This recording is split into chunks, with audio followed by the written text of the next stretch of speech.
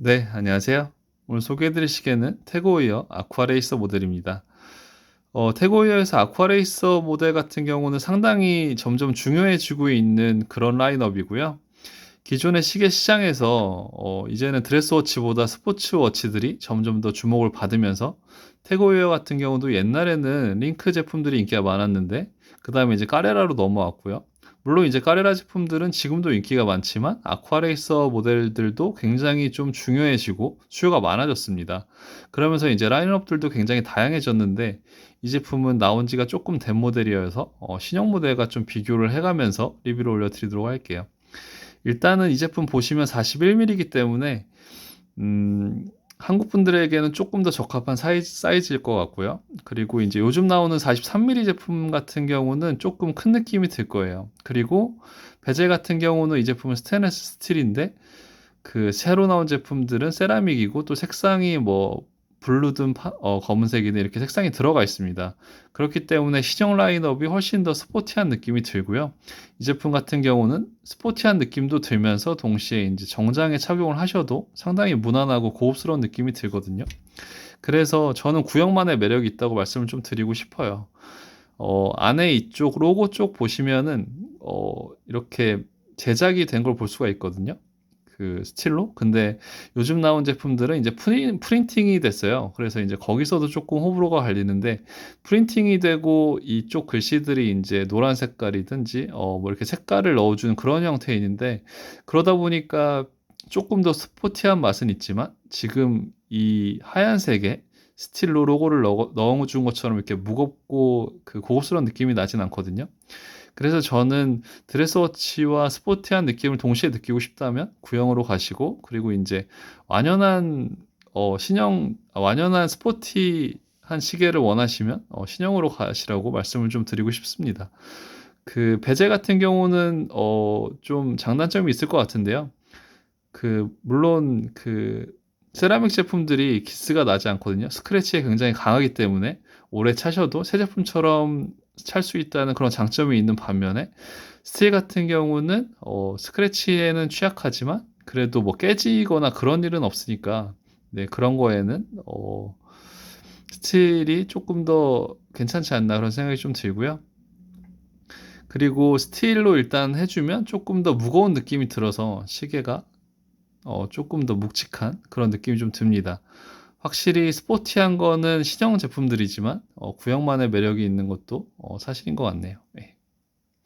하지만 처음 제품을 딱 봤을 때는 신형 제품이 눈에 확 들어옵니다. 왜냐면은 세라믹 베젤의 그 색감도 그렇고요.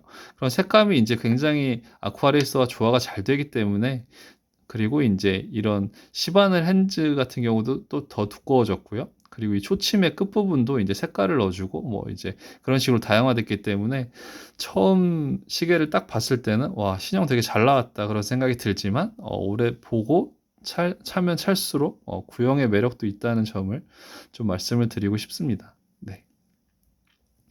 일단은 41mm 사이즈이기 때문에 상당히 사이즈는 괜찮은 편이고요. 지금 이 시계는 겉에 조금 두꺼운 필름 작업을 해 놔서 스크래치에도 괜찮을 것 같네요. 네. 그리고 이 베젤이 돌아가는 느낌도 상당히 묵직한 편이고요. 버클 같은 형태는 신형 제품이랑 거의 흡사합니다. 네. 신형 제품도 이런 형태의 디버클을 써 줬고요. 이렇게 쉽게 이렇게 늘릴 수 있게 어 다이버복을 입을 때 음 이렇게 늘릴 수 있게 해 주긴 했는데 인제 이건 어쨌든 나온 지 좀 된 모델이니까 이해할 수 있는 부분이긴 한데 요즘 나오는 제품들은 다 인제 버튼을 써서 이렇게 늘릴 수 있는 그런 방식이거든요. 근데 인제 요즘 나오는 신형 제품들도 똑같은 형태더라고요. 그래서 이런 부분은 인제 신형에서는 쪼끔 아쉬운 부분으로 남을 것 같고요. 네. 그리고 착용샷을 한번 보여 드리자면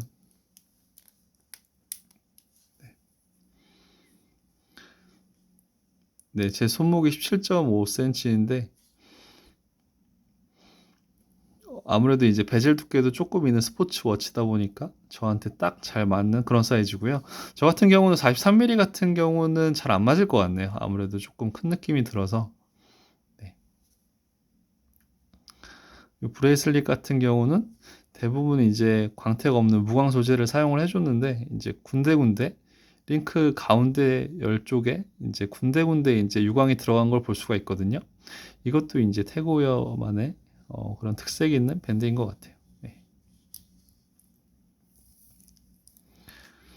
그리고 안쪽에 그림 보시면은 예, 잠수구 형상이 있는 걸 볼 수가 있고요. 그리고 태그의 또 특징점 중에 하나는 이 러거 쪽 링크가 굉장히 짧습니다. 그래서 저는 이거 상당히 괜찮은 것 같거든요. 러거 쪽 링크가 짧아야지 그 가죽줄로 교체를 할 때도 이 틈이 별로 없이 잘 맞는 형태인 걸 볼 수가 있거든요. 그래서 그냥 일자형인 가죽이나 러버로 교체를 할 때도 상당히 매칭이 잘 되거든요. 그래서 이런 부분에 있어서는 대중화된 명품답다는 생각이 좀 듭니다. 버클의 형태도 상당히 디테일이 괜찮은 걸 볼 수가 있고요. 네.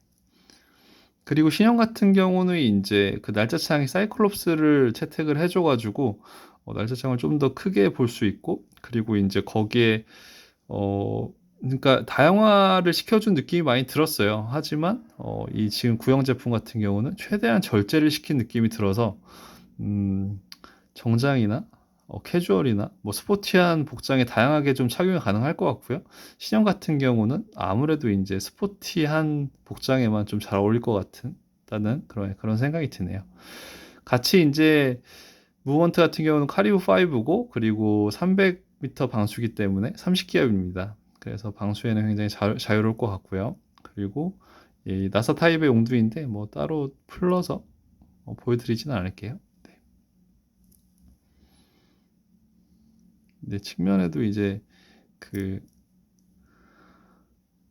필름이 붙어 있어가지고 예, 조금은 이렇게 올록볼록 튀어나와 있는데 좀 감안하고 봐주셨으면 좋겠네요. 네. 다른 부분은 그렇다 치고 이 버클 쪽은 필름 작업 해주는 게 상당히 좋거든요. 왜냐면 이제 많이 닿기 때문에 이 부분에 스크래치 나면 상당히 보기 싫어서 이 부분만 주기적으로 갈아줘도 상당히 새시계처럼 착용을 할 수 있는 그런 필름의 장점이 있습니다. 네. 시계를 조금 가까이서도 보여드릴게요.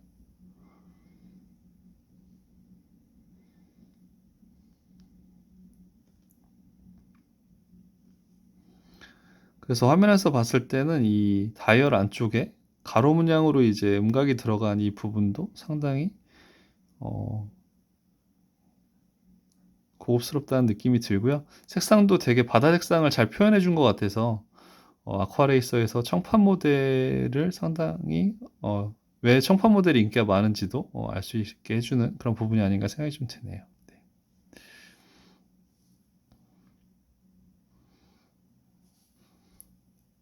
네, 이렇게 해서 오늘은 태고의 아쿠아레이서 모델을 리뷰해 드렸고요.